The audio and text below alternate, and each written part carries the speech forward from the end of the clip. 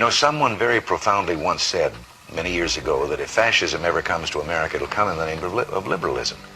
And what is fascism? Fascism is private ownership, private enterprise, but total government control and regulation. Well, isn't this the liberal philosophy? The conservative, so-called, is the one that says less government, get off my back, get out of my pocket, and let me have more control of my own destiny. I have spent most of my life as a Democrat. I recently have seen fit to follow another course. We're at war with the most dangerous enemy that has ever faced mankind in his long climb from the swamp to the stars. And it's been said if we lose that war, and in so doing lose this way of freedom of ours, history will record with the greatest astonishment that those who had the most to lose did the least to prevent its happening. Well, I think it's time we ask ourselves if we still know the freedoms that were intended for us by the Founding Fathers. Not too long ago, two friends of mine were talking to a Cuban refugee, a businessman who had escaped from Castro. And in the midst of his story, one of my friends turned to the other and said, "We don't know how lucky we are." And the Cuban stopped and said, "How lucky you are. I had some place to escape to." And in that sentence, he told us the entire story. If we lose freedom here, there's no place to escape to. This is the last stand on earth. And this idea that government is beholden to the people, that it has no other source of power except the sovereign people, is still the newest and the most unique idea in all the long history of man's relation to man. This is the issue of this election.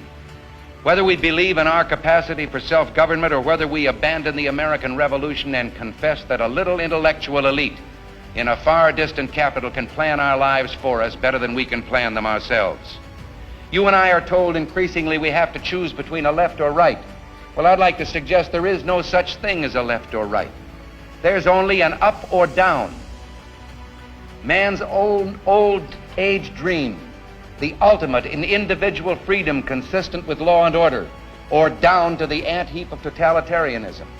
And regardless of their sincerity, their humanitarian motives, those who would trade our freedom for security have embarked on this downward course.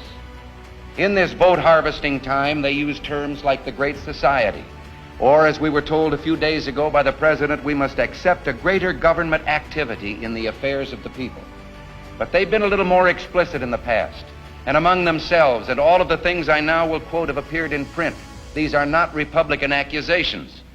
For example, they have voices that say the Cold War will end through our acceptance of a not undemocratic socialism. Another voice says the profit motive has become outmoded. It must be replaced by the incentives of the welfare state. Or our traditional system of individual freedom is incapable of solving the complex problems of the 20th century. Senator Fulbright has said at Stanford University that the Constitution is outmoded. He referred to the President as our moral teacher and our leader. And he says he is hobbled in his task by the restrictions of power imposed on him by this antiquated document. He must be freed so that he can do for us what he knows is best. And Senator Clark of Pennsylvania, another articulate spokesman, defines liberalism as meeting the material needs of the masses through the full power of centralized government. Well, I, for one, resent it when a representative of the people refers to you and me, the free men and women of this country, as the masses. This is a term we haven't applied to ourselves in America. But beyond that, the full power of centralized government, this was the very thing the Founding Fathers sought to minimize. They knew that governments don't control things. A government can't control the economy without controlling people. And they know when a government sets out to do that, it must use force and coercion to achieve its purpose. They also knew, those Founding Fathers, that outside of its legitimate functions, government does nothing as well or as economically as the private sector of the economy. You and I have a rendezvous with destiny. We'll preserve for our children this, the last best hope of man on earth, or we'll sentence them to take the last step into 1,000 years of darkness. We will keep in mind and remember that Barry Goldwater has faith in us. He has faith that you and I have the ability and the dignity and the right to make our own decisions and determine our own destiny. Thank you very much.